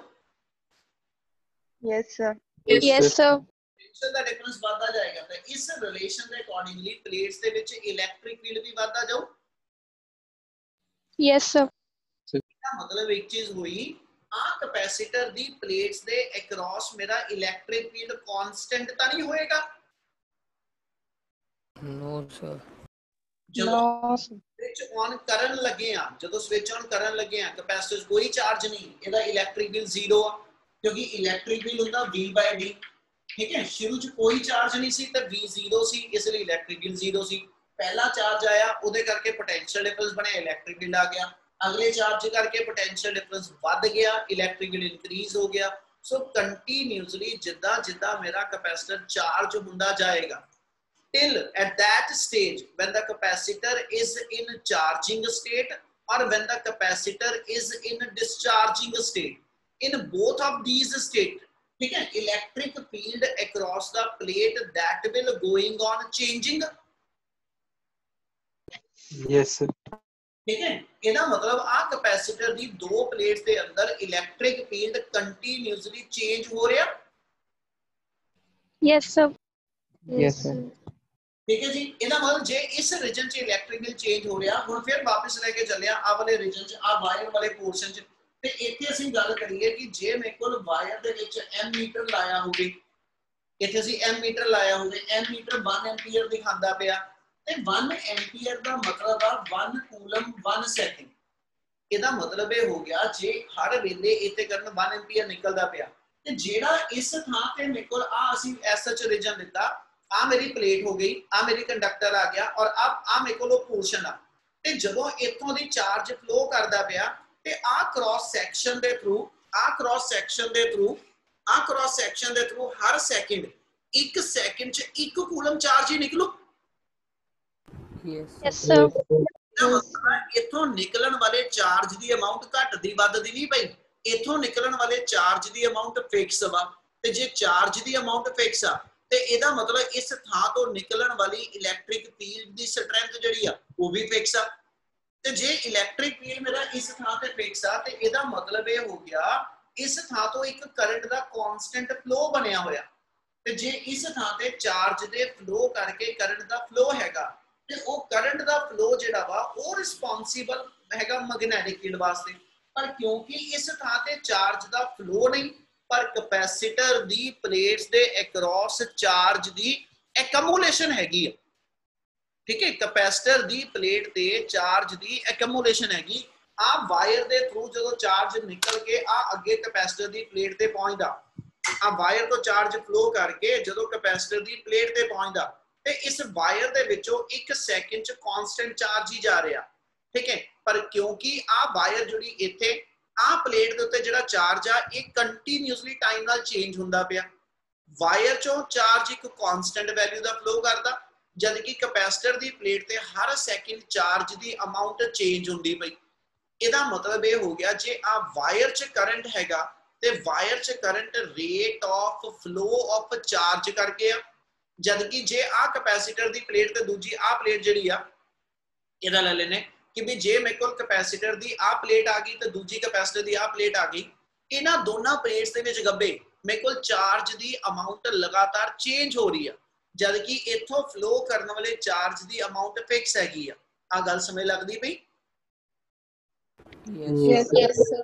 Yes, sir. वायर दे विचों कंडक्टर दे अक्रॉस हर इंस्टेंट दे एक fixed amount of charge per second निकल के जा रही है, जिहदा मतलब है इस रीजन दे अंदर conducting wire they cross electric field नहीं चेंज हो रहा। इत्थे करंट दे बनन दा कारण फ्लो ऑफ चार्ज आ, जबकि इस रीजन दे अंदर जे मैग्नेटिक फील्ड आया तो असीं कहा जी मैग्नेटिक फील्ड दा कारण इत्थे भी करंट आ, पर इत्थे बनन वाले करंट दी नेचर जिहड़ी आ ਉਹ ਇੱਥੇ ਫਲੋ ਕਰਨ ਵਾਲੇ ਕਰੰਟ ਦੀ ਨੇਚਰ ਨਾਲੋਂ ਵੱਖਰੀ ਆ। ਉਹ ਕਹਿੰਦਾ ਇੱਥੇ ਕਰੰਟ ਬੰਦਾ rate of flow of charge ਕਰਕੇ, ਇੱਥੇ ਕਰੰਟ ਬੰਦਾ ਡਿਊ ਟੂ ਚੇਂਜ ਆਫ ਕਹਿੰਦਾ ਜੀ ਚਾਰਜ ਕਰਕੇ, ਇੱਥੇ ਚਾਰਜ ਦੀ ਅਮਾਉਂਟ ਦੇ ਚੇਂਜ ਕਰਕੇ ਕਰੰਟ ਆ, ਜਦਕਿ ਇੱਥੇ ਇੱਥੇ ਇੱਥੇ ਹਰ ਥਾਂ ਤੇ ਵਾਇਰ ਦੇ ਅੰਦਰ ਚਾਰਜ ਦੇ ਫਲੋ ਕਰਕੇ ਕਰੰਟ। ਇਹਦਾ ਮਤਲਬ ਹੋ ਗਿਆ ਕਰੰਟ ਵੀ ਦੋ ਤਰ੍ਹਾਂ ਦਾ ਹੁੰਦਾ, करंट भी दो तरह का होंदा, एक कंडक्टिंग वायर च करंट आ ते जेड़ा कंडक्टिंग वायर च करंट आ उन्होंने कंडक्शन करंट कहने, ते जेड़ा आ रीजन च फिर साडा एक तरह करंट बनया that is due to accumulation of charge across the plates of capacitor। ठीक है, या इनू आपां इदा बोलदे ने that is due to varying electric field, क्योंकि जिदा जिदा आ प्लेट्स दे विच चार्ज वेरी कर रहा ते चार्ज दी वेरिएशन करके इस रीजन दे अंदर इलैक्ट्रिक फील्ड चेंज हुंदा पिया ਤੇ ਉਹ ਇਲੈਕਟ੍ਰਿਕ ਫੀਲਡ ਦੀ ਚੇਂਜ ਰਿਸਪੌਂਸਿਬਲ ਆ ਮੈਗਨੈਟਿਕ ਫੀਲਡ ਨੂੰ ਪ੍ਰੋਡਿਊਸ ਕਰਨ ਵਾਸਤੇ। ਕੀ ਆ ਗੱਲ ਸਮਝ ਆਈ? Yes, sir. Yes, sir. Yes, sir. ਕੀ ਸਾਰਿਆਂ ਨੂੰ ਬਾਕੀਆਂ ਨੂੰ ਕਲੀਅਰ ਆ ਜਿਹੜੇ ਨਹੀਂ ਬੋਲਦੇ ਪਏ? ਸਰ ਇੱਕ ਵਾਰ ਚਾਰਜ ਦੀ ਚੇਂਜ ਦੱਸਿਓ ਕਿਦਾਂ? ਅਸੀਂ ਇਹ ਕਿਹਾ ਕਿ ਕੈਪੈਸਿਟਰ ਦੀ ਪਲੇਟ ਤੇ ਹਰ ਇਨਸਟੈਂਟ ਤੇ ਚਾਰਜ ਦੀ ਅਮਾਉਂਟ ਚੇਂਜ ਹੁੰਦੀ ਆ। ਜਦੋਂ ਚਾਰਜ ਹੁੰਦਾ ਪਿਆ ਤੇ ਚਾਰਜ ਦੀ ਅਮਾਉਂਟ ਉਸ ਪਲੇਟ ਤੇ ਵਧਦੀ ਜਾ ਰਹੀ, ਜਦੋਂ ਡਿਸਚਾਰਜ ਹੋਊਗਾ ਤੇ ਕੈਪੈਸਿਟਰ ਦੀ ਪਲੇਟ ਤੇ ਚਾਰਜ ਦੀ ਅਮਾਉਂਟ ਘਟੀ ਜਾ ਰਹੀ। ਪਰ ਵਾਇਰ ਚੋਂ ਫਲੋ ਕਰਨ ਵਾਲਾ ਜਿਹੜਾ ਕਰੰਟ ਆ, ਜੇ ਐਮੀਟਰ ਮੈਨੂੰ ਦਿਖਾ ਰਿਹਾ ਕਿ 1 ਐਂਪੀਅਰ ਕਰੰਟ ਫਲੋ ਹੋ ਰਿਹਾ ਤੇ ਇਹਦਾ ਮਤਲਬ 1 ਸੈਕਿੰਡ ਚ ਉਸ ਥਾਂ ਤੋਂ 1 ਕੂਲਮ ਚਾਰਜ ਹੀ ਨਿਕਲਦਾ। Yes sir. ਨਾ ਉਹ ਚਾਰਜ ਵੱਧ ਰਿਹਾ, ਠੀਕ ਹੈ ਜੀ, ਨਾ ਉਹ ਚਾਰਜ ਵੱਧ ਰਿਹਾ ਨਾ ਉਹ ਘਟ ਰਿਹਾ। ਜੇ ਵੱਧਦਾ ਹੋਵੇ ਤੇ ਇੱਥੇ ਐਮੀਟਰ ਜਿਹੜਾ 1 ਐਂਪੀਅਰ ਤੋਂ ਜ਼ਿਆਦਾ ਦਿਖਾਣਾ ਸ਼ੁਰੂ ਕਰੇ, ਜੇ ਇਥੋਂ ਦੀ ਨਿਕਲਣ ਵਾਲੇ ਚਾਰਜ ਦੀ ਅਮਾਉਂਟ ਘਟਦੀ ਹੋਵੇ ਫਿਰ 1 ਤੋਂ ਘੱਟ ਦਿਖਾਣਾ ਸ਼ੁਰੂ ਕਰੇ। ਪਰ ਜੇ ਕਨਸਟੈਂਟਲੀ ਵਾਇਰ ਚ 1 ਐਂਪੀਅਰ ਦਾ ਕਰੰਟ ਆ ਤੇ ਇਹਦਾ ਮਤਲਬ ਆ ਵਾਇਰ ਚ ਕਨਸਟੈਂਟਲੀ ਮੇਰੇ ਕੋਲ 1 ਕੂਲਮ ਚਾਰਜ 1 ਸੈਕਿੰਡ ਚ ਉਸ ਥਾਂ ਤੋਂ ਫਲੋ ਕਰਕੇ ਜਾਂਦਾ ਪਿਆ। गल समझ लग रही? Yes sir. ਹੁਣ ਇਹਦੀ ਇੱਕ ਸੌਖੀ ਜੀ ਐਗਜ਼ਾਮਪਲ ਦੇ ਰਿਹਾ ਤੇ ਗੱਲ ਖਤਮ ਕਰਨ ਲੱਗਿਆ। ਠੀਕ ਹੈ ਜੀ, ਇੱਕ ਕਮਰਾ ਹੈਗਾ, ਠੀਕ ਹੈ ਜੀ, ਉਸ ਕਮਰੇ ਦੇ ਬਾਹਰ ਜਿਹੜੇ ਨੇ, ਠੀਕ ਹੈ ਜੀ, ਲੋਕ ਖੜੇ ਨੇ, ਠੀਕ ਹੈ ਜੀ, ਉਸ ਤੋਂ ਪਿੱਛੇ ਲਾਈਨ ਬਣਾ ਕੇ ਐਟ ਏ ਟਾਈਮ ਅਸੀਂ ਇੱਕ ਰਸਤੇ ਦੇ ਵਿੱਚ ਉਹ ਲਾਤਾ ਜੀ, ਮੰਨ ਲਓ ਕਿ ਸਿਕਿਉਰਿਟੀ ਚੈੱਕ, ਮੈਟਲ ਡਿਟੈਕਟਰ ਲਾਤਾ, ਉਥੋਂ 1 ਸੈਕਿੰਡ 'ਚ ਇੱਕ ਬੰਦਾ ਨਿਕਲਦਾ, ਉਤੋਂ 1 ਸੈਕਿੰਡ 'ਚ ਇੱਕ ਬੰਦਾ ਨਿਕਲਦਾ, ਅੱਗੇ ਆ ਕੇ ਉਹ ਬੰਦੇ ਉਹ ਕਮਰੇ 'ਚ ਇਕੱਠੇ ਹੁੰਦੇ ਜਾ ਰਹੇ। ਤੇ ਇਹਦਾ ਮਤਲਬ ਇਹ ਹੋਇਆ ਕਿ ਵੀ ਉਸ ਥਾਂ ਤੋਂ, ਉਸ ਸਿਕਿਉਰਿਟੀ ਚੈੱਕ ਤੋਂ, ਠੀਕ ਹੈ, ਜਿਹੜਾ ਮੇਰੇ ਕੋਲ ਚਾਰਜ ਦੀ ਅਮਾਉਂਟ 1 ਸੈਕਿੰਡ 'ਚ ਨਿਕਲਦੀ ਵੀ ਉਹ ਮੇਰੀ ਕਨਸਟੈਂਟ ਆ। ਇਹਦਾ ਮਤਲਬ ਉੱਥੋਂ ਤਾਂ ਨਹੀਂ ਨਾ ਕਰੰਟ ਘਟਦਾ ਵੱਧਦਾ ਪਿਆ। No sir. Yes. रूम के अंदर मेरे को SHO बंदे इकट्ठे होंगे पे, ਇਹਦਾ ਮਤਲਬ continuously amount of person inside the room that will going on increasing। और जे मैं उस तो बाद कहां जी SH बाहर निकलते जाओ, ठीक है, हुण मेरे को की होया कि भी SH कमरे दे विच बंदे जिन्ने बैठे, मैं कहा जी उस सिक्योरिटी चेक तो एट ए टाइम एक बंदे ने निकलना। ਇਹਦਾ ਮਤਲਬ ਸਿਕਿਉਰਿਟੀ ਚੈੱਕ ਵਾਲੀ ਥਾਂ ਤੇ ਉੱਥੇ ਤੇ ਮੇਰੇ ਕੋਲ ਅਮਾਉਂਟ ਆਫ ਪਰਸਨ ਕ੍ਰਾਸਿੰਗ ਪਰ ਸੈਕਿੰਡ ਉਹ ਕਾਂਸਟੈਂਟ ਆ, ਪਰ ਰੂਮ ਦੇ ਅੰਦਰ ਜਿਹੜੇ ਬੰਦੇ ਆ ਕੰਟੀਨਿਊਸਲੀ ਉਹਨਾਂ ਦੀ ਅਮਾਉਂਟ ਟਾਈਮ ਦੇ ਨਾਲ ਮੇਰੇ ਕੋਲ ਜਿਹੜੀ ਆ ਉਹ ਚੇਂਜ ਹੁੰਦੀ ਜਾਊ। Yes, sir. Yes, sir. ਇਹਦਾ ਮਤਲਬ ਇਹ ਚੀਜ਼ ਆ ਗਈ ਕਿ ਜਿਹੜਾ ਇਸ ਥਾਂ ਤੇ ਮੈਂ ਚੱਲਾਂਗਾ ਕਨੈਕਟਿੰਗ ਵਾਇਰ 'ਚ, ਇੱਥੇ ਫਲੋ ਆਫ ਚਾਰਜ ਆ ਜਿਹੜਾ ਕਿ ਇੱਕ ਕਾਂਸਟੈਂਟ ਮੇਨਟੇਨ ਆ, ਪਰ ਉਹਨਾਂ ਫਲੋ ਆਫ ਚਾਰਜ ਕਰਕੇ ਕੈਪੈਸੀਟਰ ਦੀ ਪਲੇਟਸ ਦੇ ਵਿੱਚ ਕੰਟੀਨਿਊਸਲੀ ਚਾਰਜ ਦੀ ਅਮਾਉਂਟ ਚੇਂਜ ਹੁੰਦੀ ਪਈ, ਔਰ ਚਾਰਜ ਦੀ ਅਮਾਉਂਟ ਦੇ ਚੇਂਜ ਹੋਣ ਕਰਕੇ ਕੈਪੈਸੀਟਰ ਦੀ ਪਲੇਟਸ ਦੇ across electric field continuously change ਹੋ ਰਿਹਾ। ਤੇ ਫਿਰ ਜਿਹੜਾ ਕਰੰਟ ਮੇਰੇ ਕੋਲ ਹੈ ਨਾ, ਜਿਹੜਾ ਮੈਗਨੈਟਿਕ ਫੀਲਡ ਮੇਰੇ ਕੋਲ ਇਲੈਕਟ੍ਰਿਕ ਫੀਲਡ ਦੀ ਚੇਂਜ ਕਰਕੇ ਆਏਗਾ, ਜਿਹੜਾ ਮੈਗਨੈਟਿਕ ਫੀਲਡ ਮੇਰੇ ਕੋਲ ਇਲੈਕਟ੍ਰਿਕ ਫੀਲਡ ਦੀ ਚੇਂਜ ਕਰਕੇ ਆਏਗਾ, ਉਸ ਕਰੰਟ ਨੂੰ ਅਸੀਂ ਨਾਮ ਦੇ ਦਿੰਦੇ ਹਾਂ that current is called as a displacement current। ਜਿਹੜਾ ਕਰੰਟ ਮੇਰੇ ਕੋਲ, ਜਿਹੜਾ ਮੈਗਨੈਟਿਕ ਫੀਲਡ ਮੇਰੇ ਕੋਲ ਕਰੰਟ ਦੇ ਫਲੋ ਕਰਕੇ ਆਏਗਾ, ਜਿਹੜਾ ਮੈਗਨੈਟਿਕ ਫੀਲਡ ਮੇਰੇ ਕੋਲ ਚਾਰਜ ਦੇ ਫਲੋ ਕਰਕੇ ਆਏਗਾ, ਠੀਕ ਹੈ, ਉਹ ਮੇਰਾ ਨਾਰਮਲ ਕਰੰਟ ਆ, ਉਹਨੂੰ ਅਸੀਂ ਕੰਡਕਸ਼ਨ ਕਰੰਟ ਕਹਿੰਦੇ। ਪਰ ਜਿਹੜਾ ਕਰੰਟ ਮੈਗਨੈਟਿਕ ਫੀਲਡ ਲਈ ਹੈ ਨਾ SH ਚੇਂਜਿੰਗ ਵੈਲਿਊ ਬਣਾਉਂਦਾ, ਉਹਨੂੰ ਅਸੀਂ ਨਾਮ ਦੇ ਦਿੰਦੇ ਉਹ ਡਿਸਪਲੇਸਮੈਂਟ ਕਰੰਟ। ਜੇ ਮੈਨੂੰ ਇਹ ਪੁੱਛ ਲਿਆ ਜਾਵੇ ਡਿਸਪਲੇਸਮੈਂਟ ਕਰਨ ਦਾ origin ਕੀ ਆ ਤੇ ਕੰਡਕਸ਼ਨ ਕਰਨ ਦਾ ਕੀ origin ਆ, और दोनों च डिफरेंस की है, क्या गल समझ आई? Yes, sir. Yes, sir. मैं गल नूं कंक्लूड करके खत्म कर रहा, फिर आप इस तो बाद टॉपिक खत्म करांगे। So conduction current is that current which is कहना जी occurring या which will flow across the circuit due to the actual flow of a charge across the given cross section। आज दा given cross section हो गया मेरा, इस cross section चो एक constant charge दी amount continuously flow कर रही है, ਅਸੀਂ ਕਹਿੰਦੇ ਕਿ ਵੀ ਇਹ ਕੰਡਕਸ਼ਨ ਕਰੰਟ ਆ। ਪਰ ਮੈਂ ਡਿਸਪਲੇਸਮੈਂਟ ਕਰਨ ਨੂੰ ਡਿਫਾਈਨ ਕਰਨ ਤੇ ਕਹੂੰਗਾ it is due to accumulation of charge across the capacitor plate, ਜਾਂ ਇਹਨੂੰ ਇਦਾਂ ਕਹਾਂਗਾ displacement current is that current which will produced due to changing electric field। ਜਿਹੜਾ ਕਰੰਟ ਇਲੈਕਟ੍ਰਿਕ ਫੀਲਡ ਦੀ ਚੇਂਜ ਕਰਕੇ ਜਨਰੇਟ ਹੁੰਦਾ, ਉਸ ਕਰੰਟ ਨੂੰ ਅਸੀਂ ਡਿਸਪਲੇਸਮੈਂਟ ਕਰੰਟ ਕਹਿੰਦੇ ਆ। ਗੱਲ ਸਮਝ ਆਈ? Yes, sir. Yes, sir. Yes, sir. Displacement current दी वैल्यू बनाइए, ठीक है, जेड़ा कंडक्शन करंट ये तो सिंपल dq/dt आ। डिस्प्लेसमेंट करंट दा की फार्मूला होएगा, इदी अगे वैल्यू की बन के आऊगी। ओदे लई आपां आ शुरू करन लगे कि जे मैं इथे मान लो मैं क्या सी कंपास नीडल रखी, ठीक है, तुसी SH कह रहे हो कि आ जिदा एक सर्कुलर रीजन, आ सर्कुलर लूप C1 नाम दा ਅਸੀਂ ਬਾਹਰ ਬਣਾਇਆ, ठीक है जी, आ सर्कुलर लूप C1 ਦਾ ਅਸੀਂ ਬਾਹਰ ਬਣਾਇਆ ਤੇ ਆ ਐਂਪੀਅਰ ਦਾ ਸਰਕੂਟਰ ਲਾਅ, ਐਂਪੀਅਰ ਦਾ ਸਰਕੂਟਰ ਲਾਅ ਅਸੀਂ ਜੇ SH ਅਪਲਾਈ ਕਰੀਏ ਲੂਪ C1 ਦੇ ਉੱਤੇ, ਐਂਪੀਅਰ ਸਰਕੂਟਰ ਲਾਅ ਅਪਲਾਈ ਕਰਦਾ ਪਿਆ ਲੂਪ C1 ਦੇ ਉੱਤੇ, ਤੇ ਇਹ ਜਸਟੀਫਾਈ ਹੁੰਦਾ ਪਿਆ ਕਿ ਵੀ ਇਸ ਥਾਂ ਤੇ ਕੰਪਸ ਨੀਡਲ ਕਿਤੇ ਵੀ ਰੱਖਾਂ, ਠੀਕ ਹੈ, ਜਿੱਤੇ ਉਹ ਨੀਡਲ ਡਿਫਲੈਕਟ ਹੋਏਗੀ, ਉਹਦਾ ਕਾਰਨ ਹੈਗਾ ਕਿ ਵਾਇਰ ਚੋਂ ਕਰੰਟ ਫਲੋ ਕਰਦਾ ਪਿਆ। ਪਰ ਜਦੋਂ ਮੈਂ ਇਹੀ ਐਂਪੀਅਰ ਸਰਕੂਲਰ ਲਾਅ ਆ ਲੂਪ C2 ਤੇ ਲਾਵਾਂਗਾ, ਲੂਪ C2 ਤੇ ਲਾਵਾਂ, ਤੇ ਫਿਰ ਲੂਪ C2 ਦੇ ਕ੍ਰੋਸ ਅਸੀਂ ਕਹਾਂਗੇ as I equal to 0 ਤੇ therefore B must be 0। ਇਹਦਾ ਮਤਲਬ ਇਹ ਹੋ ਗਿਆ ਕਿ ਜੇ ਇਹੀ ਚੀਜ਼ ਮੈਂ B dot dl loop C2 ਤੇ ਲਾਈ ਤਾਂ ਰਿਜ਼ਲਟ 0 ਆਣਾ ਚਾਹੀਦਾ ਐਂਪੀਅਰ ਲਾਅ ਦੇ ਅਕੋਰਡਿੰਗਲੀ, ਪਰ ਪ੍ਰੈਕਟੀਕਲੀ 0 ਨਹੀਂ ਆਇਆ। ਇਹ ਮਤਲਬ ਤੁਹਾਡੀ ਆ ਵੈਲਿਊ ਜਿਹੜੀ ਨਾਨ 0 ਆਈ ਆ, it means some magnetic field ਵੀ देयर। ਉਹ ਕਹਿੰਦਾ ਫਿਰ ਉਹਨੂੰ ਜਸਟੀਫਾਈ ਕਰੋ ਕਿਉਂ ਆਇਆ, ਤੇ ਉਹਦੇ ਲਈ ਆਪਾਂ ਸਾਰੀ ਉਹ ਕਹਾਣੀ ਦੱਸਦੇ ਪਏ ਕਿ ਵੀ ਕੰਡਕਸ਼ਨ ਕਰੰਟ ਤੇ ਡਿਸਪਲੇਸਮੈਂਟ ਕਰੰਟ 'ਚ ਕੀ ਫਰਕ ਹੈ। ਹੁਣ ਉਹਦੀ ਵੈਲਿਊ ਜਿਹੜੀ ਇੱਥੇ ਆਣੀ ਆ ਹਨਾ, ਉਹ ਕਹਿੰਦਾ ਜੀ ਇੱਥੇ ਵੀ ਮੈਗਨੈਟਿਕ ਫੀਲਡ ਨਾਨ ਜ਼ੀਰੋ ਆ, ਯਾਨੀ B ਜ਼ੀਰੋ ਨਹੀਂ ਹੈਗਾ, ਇਹਦੀ ਵੈਲਿਊ ਤੇ ਬਣਾ ਕੇ ਦਈਏ ਕਿੱਦਾਂ ਬਣਨੀ। ਤੇ ਉਹਨੇ ਲਾਸਟ ਇਹ ਕਹਿ ਦਿੱਤਾ ਨਾਲ ਇਹਦੇ ਜੋੜ ਕੇ ਕਿ ਵੀ ਆ ਆਪਣੇ ਆਪ 'ਚ ਇਹਦਾ ਮਤਲਬ ਇਨਕੰਪਲੀਟ ਸੀ, ਕਿਉਂਕਿ ਜੇ ਕੰਪਲੀਟ ਹੁੰਦਾ ਇਹ ਲੌ ਤੇ ਫਿਰ B.dl ਜ਼ੀਰੋ ਆਣਾ ਚਾਹੀਦਾ ਸੀ, ਤੇ B.dl ਜ਼ੀਰੋ ਦਾ ਮਤਲਬ ਆ B ਜ਼ੀਰੋ ਆਣਾ ਚਾਹੀਦਾ ਸੀ, ਪਰ ਪ੍ਰੈਕਟੀਕਲੀ ਉਹ ਜ਼ੀਰੋ ਨਹੀਂ ਹੈਗਾ। ਉੱਥੇ ਜਾ ਕੇ ਫਿਰ ਅਸੀਂ ਕਨਸੈਪਟ ਐਸ ਸੱਚ ਡਿਸਪਲੇਸਮੈਂਟ ਕਰਨ ਦਾ ਪਾਇਆ ਤੇ ਐਂਪੀਅਰ ਸਰਕਟੋ ਲੌ ਨੂੰ ਮੋਡੀਫਾਈ ਕਰਕੇ ਅਸੀਂ ਲਿਖ ਦਿੱਤਾ μ naught times the I plus I। ठीक है कि भी दो तरह के करंट होंगे जेडे इस मैग्नेटिक फील्ड ਨੂੰ ਬਣਾਉਗੇ। ਇੰਨੀ ਗੱਲ ਸਮਝ ਲੱਗੀ? Yes sir. Yes sir. ਚਲ ਹੁਣ ਇਸੇ ਗੱਲ ਨੂੰ ਹਜੇ ਕੰਟੀਨਿਊ ਕਰਾਂਗਾ। ਹੁਣ ਇੱਥੇ ਆਪਾਂ ਇਹਦੀ ਵੈਲਿਊ ਬਣਾਈਏ ਡਿਸਪਲੇਸਮੈਂਟ ਕਰਨ ਦੀ। ਉਹਦੇ ਲਈ ਕੀ ਕਰਨ ਲੱਗੇ ਕਿ ਜੇ ਆ ਲੂਪ ਕੰਸੀਡਰ ਕਰਾਂ ਤੇ ਇਲੈਕਟ੍ਰਿਕ ਫੀਲਡ ਆਪਾਂ ਹੁਣ ਜੇ ਇੱਥੇ ਗੱਲ ਕਰੀਏ, ਇੱਥੇ ਅਸੀਂ ਕਿਹਾ ਇਲੈਕਟ੍ਰਿਕ ਫੀਲਡ ਕੰਟੀਨਿਊਸਲੀ ਟਾਈਮ ਨਾਲ ਚੇਂਜ ਹੋ ਰਿਹਾ। ਤੇ बेटा जे मैं इस रीजन के अंदर चला, इस कैपेसिटर दी दो प्लेट्स के अक्रॉस किसी भी टाइम ते इलैक्ट्रिक फील्ड है कितना, ते इलैक्ट्रिक फील्ड दा फार्मूला आपां फर्स्ट यूनिट दे डी चैप्टर च पढ़िया, electric field between the two thin infinite plane sheet. उत्थे आ चीज पढ़ी सी, इलैक्ट्रिक फील्ड दा फार्मूला हुंदा sigma by epsilon naught. Clear आ? Yes sir. Yes sir. ये सिग्मा ਅਸੀਂ ਕਹਿੰਦੇ ਜੀ ਚਾਰਜ ਡੈਂਸਿਟੀ ਤੇ ਇਹਦਾ ਫਾਰਮੂਲਾ ਹੁੰਦਾ Q by A।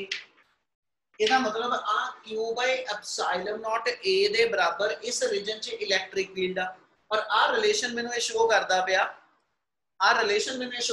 ਕਿ ਕੈਪੈਸਿਟਰ ਦੀ ਪਲੇਟ 'ਚ Q ਲਗਾਤਾਰ ਵੱਧ ਰਿਹਾ, ਤੇ ਜੇ Q ਚੇਂਜ ਹੋ ਰਿਹਾ ਤੇ ਮਤਲਬ ਇਸ ਰੀਜਨ ਦੇ ਅੰਦਰ ਇਲੈਕਟ੍ਰਿਕ ਫੀਲਡ ਵੀ ਲਗਾਤਾਰ ਚੇਂਜ ਹੋ। Yes sir. Yes sir. Topic खत्म होना ना ते बुक दे हिसाब नाल ਆਪਾਂ ਕਿੰਨਾ ਸਾਰਾ ਕੰਮ ਕਰ ਜਾਣਾ, ਇਸ ਲਈ ਸਮਝੀ ਚੱਲਿਓ ਧਿਆਨ ਨਾਲ। ਆਪਾਂ ਨੂੰ ਲੱਗਦਾ ਆਪਾਂ ਇੰਟਰੋਡਕਸ਼ਨ ਜਾਂ ਪਰ ਨਾਲ ਸਾਰਾ ਕੁਝ ਚੱਲਦਾ ਚਲੋ ਦੱਸੂਗਾ ਬਾਅਦ ਚੋਂ।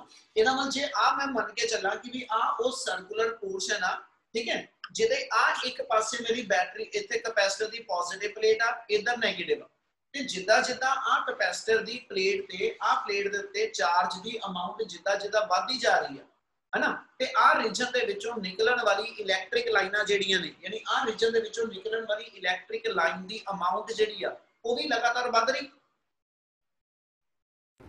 Yes sir. Yes sir.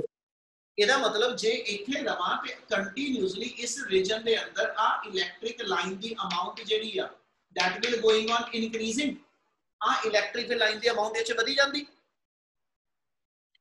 Yes sir. Yes sir. अगर इस थां ते इलैक्ट्रिक फील्ड वध रहा ते V नो फ्लक्स दा फार्मूला होगा E vector dot A vector.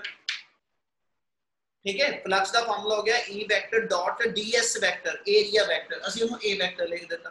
ਹੁਣ ਜੇ ਮੈਂ ਆ ਲੂਪ ਲਵਾਂ, ਜਿਹੜਾ ਆਪਾਂ ਲੂਪ ਲੈ ਕੇ ਚੱਲਦੇ ਪਏ, ਇਹਦੇ ਆ ਪਲੇਟ ਹੀ ਕਿੱਧਰ ਹੈ ਕਿੱਧਰ ਆ, ਇਹਦੇ ਵਿੱਚ ਦੀ ਨਿਕਲਣ ਵਾਲੀ ਇਲੈਕਟ੍ਰਿਕ ਫੀਲਡ ਦੀ ਲਾਈਨ ਦਾ, ਠੀਕ ਹੈ, ਡਾਇਰੈਕਸ਼ਨ, ਤੇ ਦੂਜੇ ਪਾਸੇ ਆ ਲੂਪ ਦਾ ਜਿਹੜਾ area vector, both lies in same direction. Yes sir. Yes sir. इधरला पासा हथ दा जेड़ा ये पॉजिटिव प्लेट होगी, इधर नेगेटिव है, ते आ इलैक्ट्रिक लाइनां इचों क्रॉस हो रहीਆਂ, ते इलैक्ट्रिक लाइन भी इधर नहीं क्रॉस हो रही, ते एरिया वेक्टर भी इधर नहीं है। इस मतलब E वेक्टर ते A वेक्टर इस रीजन के अंदर both lies in same direction. Yes sir. Yes sir. Yes sir. Same direction चाहते आप इनु ऐसा च लिखना होवे EA cos 0 डिग्री बन जू। Yes sir. Sir. cos 0 मेरा बन आ जाना, ਇਹਦਾ मतलब मेरे को ਜਿਹੜੀ फ्लक्स हो गई वो फ्लक्स E into A आ गई। Yes sir. Yes sir. Electric field ਦੀ ਵੈਲਿਊ ਅਸੀਂ ਬਣਾਈ ਆ ਉੱਪਰ, ਕੋਈ ਇੱਥੇ ਸਬਸਟੀਟਿਊਟ ਕਰ ਲਵਾਂ ਤੇ therefore flux the value Q by epsilon naught A into A ਆ ਜਾਊ। Yes sir. ਆ ਮੇਰੇ ਕੋਲ ਕਹਿੰਦਾ ਜੀ ਕੈਂਸਲ ਹੋ ਕੇ फ्लक्स ਦੀ ਅਮਾਉਂਟ ਆ ਗਈ, ਮੇਰੇ ਕੋਲ फ्लक्स ਦੀ ਅਮਾਉਂਟ ਆ ਗਈ Q by epsilon naught। और कंटिन्यूअसली क्योंकि Q चेंज ਹੁੰਦਾ ਜਾ ਰਿਹਾ कैपेसिटर प्लेट ਦੇ ਅਕ੍ਰੋਸ, ਇਸ ਲਈ फ्लक्स ਦੀ ਅਮਾਉਂਟ ਵੀ ਚੇਂਜ ਹੁੰਦੀ ਜਾਊ। Yes sir. Yes sir. Yes sir. ਇਹਦਾ ਮਤਲਬ ਜੇ ਮੇਰੇ ਕੋਲ फ्लक्स ਦੀ ਅਮਾਉਂਟ ਟਾਈਮ ਨਾਲ ਲਗਾਤਾਰ ਚੇਂਜ ਹੁੰਦੀ ਪਈ, ਤੇ ਆਪਾਂ ਪਿੱਛੇ ਜੇ ਹੁਣ ਫੈਰਾਡੇ ਲਾਅ ਤੇ ਲੈ ਕੇ ਚੱਲਿਆ, ਦਿਮਾਗ ਦੁਬਾਰਾ ਉਸੇ ਥਾਂ ਤੇ ਲਾਣਾ ਸ਼ੁਰੂ ਕਰੋ। ਫੈਰਾਡੇ ਲਾਅ ਸੀ ਆ ਲਿਖਿਆ ਸੀ E = -d pi by dt। ठीक है, ਹੁਣ ਸਮਝੀ ਚੱਲਿਓ ਬੇਟਾ। ਫਲਕਸ ਨੂੰ ਤੋੜਾ ਤੇ ਅਸੀਂ ਫਲਕਸ ਨੂੰ ਮੈਗਨੈਟਿਕ ਫੀਲਡ ਦੀ ਫਾਰਮ 'ਚ ਲਿਖਣਾ ਹੋਵੇ ਤੇ ਇਹਨੂੰ ਅਸੀਂ ਲਿਖ ਦਿੰਦੇ integration of B dot ds। क्या गल समझ आ गई? Yes, sir. Yes, sir. Flux दी थां ते flux B vector dot A vector ਅਸੀਂ ਇਹ ਕਹਿ ਰਹੇ ਨਾ कि भी फैराडे दे सेकंड लॉ दे अकॉर्डिंगली फर्स्ट लॉ दे अकॉर्डिंगली मैग्नेटिक फ्लक्स चेंज ਹੁੰਦੀ ਤੇ ਫਿਰ EMF ਆਈ ਹੈ ਤੇ EMF ਨੂੰ ਅਸੀਂ ਹੁਣੇ ਦੱਸ ਕੇ ਹਟੇ ਆ ਕਿ ਵੀ ਇਹਨੂੰ ਲੈ ਕੇ ਚੱਲੀਏ EMF ਨੂੰ ਤੇ ਇਹਨੂੰ ਅਸੀਂ ਪੜ੍ਹੀਏ ਤੇ ਆਪਾਂ EMF ਨੂੰ ਹੁਣੇ ਕੀ ਲਿਖਿਆ ਸੀ ਵਰਕ ਬਾਈ ਚਾਰਜ ਆਟਮ ਸੀਗੀ ਤੇ ਵਰਕ ਨੂੰ ਅਸੀਂ ਕੀ ਲਿਖਿਆ ਸੀਗਾ ਫੋਰਸ ਇਨਟੂ ਡਿਸਪਲੇਸਮੈਂਟ ਆਟਮ ਸੀਗੀ ਤੇ ਫੋਰਸ ਬਾਈ ਚਾਰਜ ਨੂੰ ਇਕੱਠਾ ਕਰਕੇ ਪੜ੍ਹ ਲਵਾਂ ਤੇ ਇਲੈਕਟ੍ਰਿਕ ਫੀਲਡ ਡਾਟ ਡਿਸਪਲੇਸਮੈਂਟ। ਇਹਦਾ ਮਤਲਬ ਸਾਰੀ ਸਾਈਡ ਸੋਲਵ ਕਰਾਂ ਨਾ ਤੇ ਆ ਸਾਰੀ ਸਾਈਡ ਸੋਲਵ ਕਰਕੇ E vector dot dl vector ਆ ਜਾਊ। क्या गल समझ आई? Yes, sir. Yes, sir. कोई गूंगे बच्चों किन्ने सारे गूंगे न्याणे अमृत अमित शर्मा अनमोल शर्मा कालो साहब बबलीन गुरबाज ये गूंगे भी बोलूगे कि नहीं बोलूगे कदी विच? Yes sir. हाँ जी सर। कोई बोलिया करो रिस्पोंड करया करो तुहाडा ध्यान लगा रहूगा नहीं तो उत्ते इधरों क्लास ला के ऑन करके तो होर कमी लगे रहे तो फिर औखे हो जाएंगे। आ चीज समय लगी EMF नु कितना लिखिया सी? हाँ जी sir. Yes, sir. Yes, sir. ठीक है जी हुण आ इक्वेशन नु अपने आप च पढ़ के देखो फैराडे दा सेकंड लॉ या फर्स्ट लॉ की कह रहा कि whenever there is a change in magnetic field with respect to time always EMF is induced। मतलब ਜਦੋਂ ਵੀ ਸਰਕਟ ਦੇ ਅੰਦਰ ਟਾਈਮ ਦੇ ਨਾਲ ਮੈਗਨੈਟਿਕ ਫੀਲਡ ਚੇਂਜ ਹੋਏਗਾ ਤੇ ਮੈਗਨੈਟਿਕ ਫੀਲਡ ਦੀ ਚੇਂਜ ਕਰਕੇ ਸਰਕਟ ਦੇ ਅੰਦਰ ਇਲੈਕਟ੍ਰਿਕ ਫੀਲਡ ਆਏਗਾ। क्या गल समझ लगी जो मैं बोली? Yes, sir. Yes, sir. Yes, sir. हाँ जी परनीत पिंकी प्रीति क्या क्लियर है नी चीज? Yes, sir. कोई क्लियर है ना? Yes, sir. ਇਹਦਾ ਮਤਲਬ ਇਹ ਹੋ ਗਿਆ ਮੈਗਨੈਟਿਕ ਫੀਲਡ ਦੀ ਚੇਂਜ ਕਰਕੇ ਹੁਣ ਮੈਂ ਕਨਕਲੂਡ ਕਰ ਰਿਹਾ ਸਾਰੀ ਚੀਜ਼ ਨੂੰ। ਇਹਦਾ ਮਤਲਬ ਇਹ ਹੋ ਗਿਆ ਮੈਗਨੈਟਿਕ ਫੀਲਡ ਦੀ ਚੇਂਜ ਕਰਕੇ ਇਲੈਕਟ੍ਰਿਕ ਫੀਲਡ ਆ ਰਿਹਾ ਠੀਕ ਹੈ। ਤੇ ਜੇ ਮੈਂ ਐਸ ਐਚ ਇਹ ਲਵਾਂ ਮੈਕਸਵੈਲ ਨੇ ਇਸੇ ਲਾਈਨ ਨੂੰ ਬੇਸ ਬਣਾ ਕੇ ਕਿਹਾ ਤਾਂ ਪੁੱਠਾ ਵੀ ਹੋਊਗਾ। ਆ ਜੋ ਆਪਾਂ ਕਰਦੇ ਪਏ ਇਹ ਇਸੇ ਸਟੇਟਮੈਂਟ ਦਾ ਰਿਵਰਸ ਆ। ਅਸੀਂ ਇੱਥੇ ਕਹਿ ਰਹੇ ਕਿ ਸਾਡੇ ਕੋਲ ਇਲੈਕਟ੍ਰਿਕ ਫਲਕਸ ਚੇਂਜ ਹੁੰਦੀ ਪਈ ਸਾਡੇ ਕੋਲ ਇਸ ਰੀਜਨ 'ਚ ਇਲੈਕਟ੍ਰਿਕ ਫਲਕਸ ਚੇਂਜ ਹੁੰਦੀ ਪਈ ਔਰ ਇਲੈਕਟ੍ਰਿਕ ਫਲਕਸ ਦੀ ਚੇਂਜ ਕਰਕੇ इस रीजन के अंदर मैग्नेटिक फील्ड बनता पिया। ਇਹਦਾ मतलब जो मैं बोलिया जे मैं मैथमेटिकली लिखा तो इतना लिखूंगा B vector dot dl equal to minus d by dt of E vector dot ds vector. आ जो लिखा आ मेरी टर्म फ्लक्स आ गई आ जो मैं लिखा ये मेरी टर्म फ्लक्स आ गई ठीक है। और आ चीजें कह रही कि टाइम के नाल फ्लक्स चेंज होगी क्योंकि फ्लक्स Q ते डिपेंडेंट है और Q लगातार इस रीजन च चेंज हो रहा ते जे Q चेंज हो रहा ते फ्लक्स चेंज आ और आ रिलेशन कहना जदों फ्लक्स टाइम नाल चेंज हुंदी इलैक्ट्रिक फ्लक्स टाइम नाल चेंज हुंदी ओदे करके भी सर्किट च मैग्नेटिक फील्ड बनदा वा।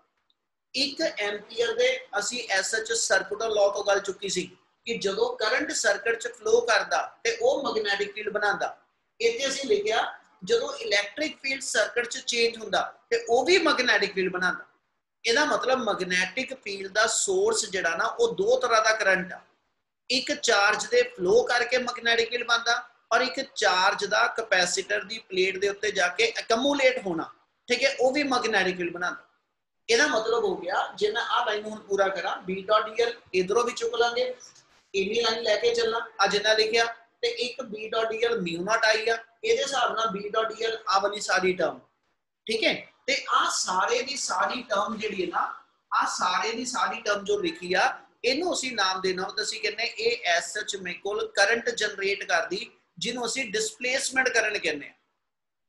ਉਤ ਬੁੱਕ ਦੇ ਵਿੱਚੋਂ ਇਹ ਦੋ ਪੇਜ ਬੰਨੇ ਸ਼ੁਰੂ ਦੇ ਵਿੱਚ ਠੀਕ ਹੈ ਪਰ ਇੱਕ ਵਰਡ ਜਿਹੜਾ ਵਾ ਠੀਕ ਹੈ ਉਹ मीनिंगफुल ਹੈਗਾ।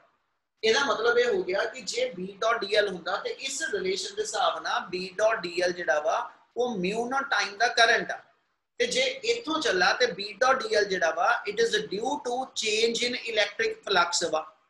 ਇਹਦਾ ਮਤਲਬ ਇਲੈਕਟ੍ਰਿਕ ਫਲਕਸ ਦੀ ਚੇਂਜ ਵੀ ਆਪਣਾ ਕਰੰਟ ਬਣਾਉਂਦੀ ਆ, ਔਰ ਇਲੈਕਟ੍ਰਿਕ ਫਲਕਸ ਦੀ ਚੇਂਜ ਕਰਕੇ ਜਿਹੜਾ ਕਰੰਟ ਆਂਦਾ ਉਹਨੂੰ ਅਸੀਂ ਨਾਮ ਕੰਡਕਸ਼ਨ ਕਰੰਟ ਨਹੀਂ ਦੇ ਸਕਦੇ, ਕਿਉਂਕਿ ਕੰਡਕਸ਼ਨ ਕਰੰਟ ਚਾਰਜ ਦੇ ਫਲੋ ਕਰਕੇ ਬਣਦਾ।